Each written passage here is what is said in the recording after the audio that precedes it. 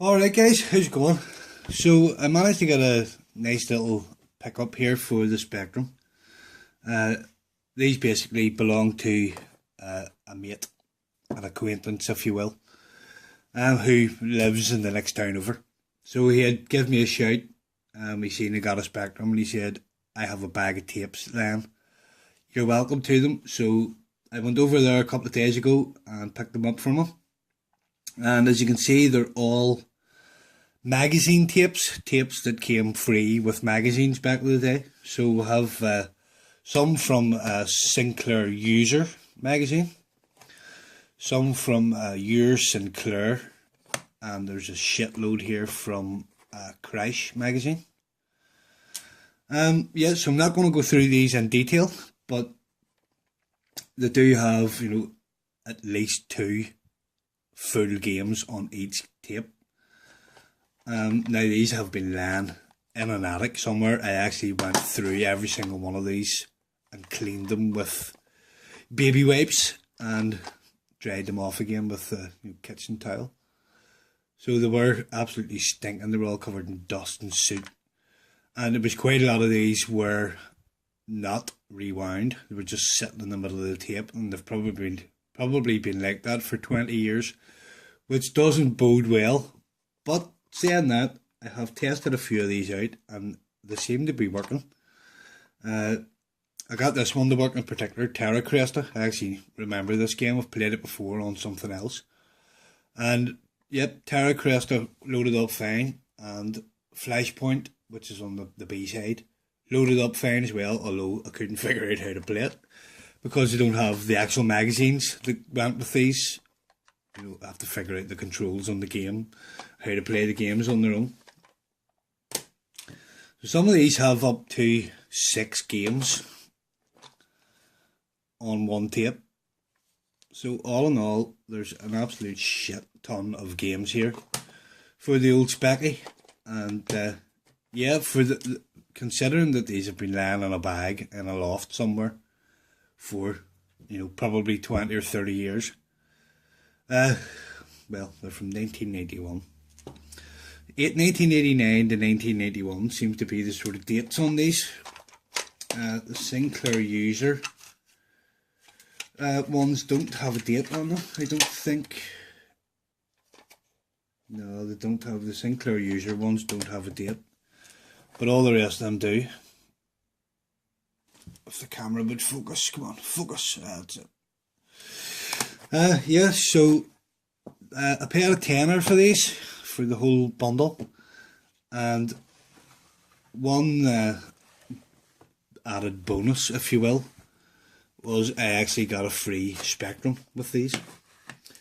And if you're easily grossed out, or if you're easily made sick, you may want to look away now. So here is said Spectrum. It's absolutely disgusting. It has been lying, it looks like it's been lying in a loft or a cupboard or whatever for 20 years with nothing covering it. It's absolutely disgusting. The faceplate is hanging off it. You can actually pull it right off.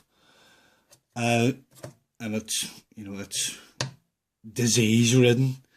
It's disgusting. It did come with its original power supply, but the power jack has been ripped out of this thing.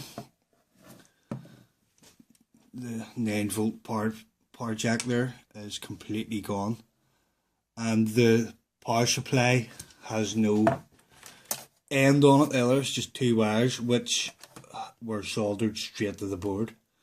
When I got it, one of the wires had broke off, but one was still soldered to the board. So yeah, somebody's busted the fucking jack on this thing, and then have that basically hot wired it. So this is hopefully going to be a restoration project, because I've sort of been itching to tinker with stuff again. I haven't modded or fixed anything in a while, and yeah, I do get the bug now and again.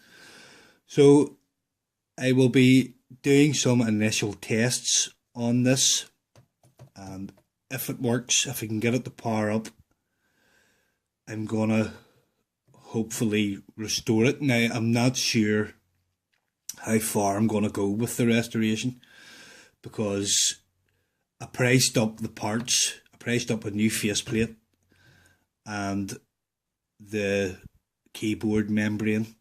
The faceplate's like 25 quid. The keyboard membrane's a tenner. I'm going to have to replace the power jack and fix the power supply. So, you know, how much money do I want to spend on this thing? But yeah, I may just go down the route of cleaning it and getting it working and using it as a, you know, as a usable Spectrum. I may not spend any money on it, or I may go the whole hog and spend 30 or 40 quid restoring it properly. I've yet to decide. It really depends whether I can get it to power up or not. It is untested. I've done an initial test on the power supply. That was my first thing. I pulled the wire off the board and put my multimeter onto the wires to see if the power supply worked. Now, the plug, I had to actually clean the pins in the plug, and the fuse inside it were all really dull. So I cleaned them all up, plugged it in, and couldn't get any power signal. You know, there was no power coming from it, but there's actually a loose connection here where this wire comes out of it. If I hold it in the right position, I can get a power reading through these wires. But the good thing about these is that they're actually screwed together, so you can pop these open easily enough. So I'm hoping it's just a matter of popping this open and maybe soldering something back into place inside there. I haven't went that far yet. So yeah, that's probably going to be my next video. Will be me doing some initial tests on this thing and pulling it apart. I'll show you in a bit more detail just how disgusting this Spectrum is. I will overlay some video there and close-ups. You can see this thing is absolutely disgusting. So that'll be the first thing I do, is to put it to pieces, test if it works. If it works, then it's getting a deep clean. I will take it to its component parts and clean it basically, and because there's a good chance of fucking catching something off this thing. I shouldn't actually be touching it without wearing a pair of gloves. Alright guys, so that's it for this video. Keep an eye out for my next video. Hopefully it'll be my next video of doing some initial tests on this thing, see if we can get it to power up and see whether it's worth my while trying to get this thing restored. Thanks for watching guys. Catch you in the next video. Bye for now.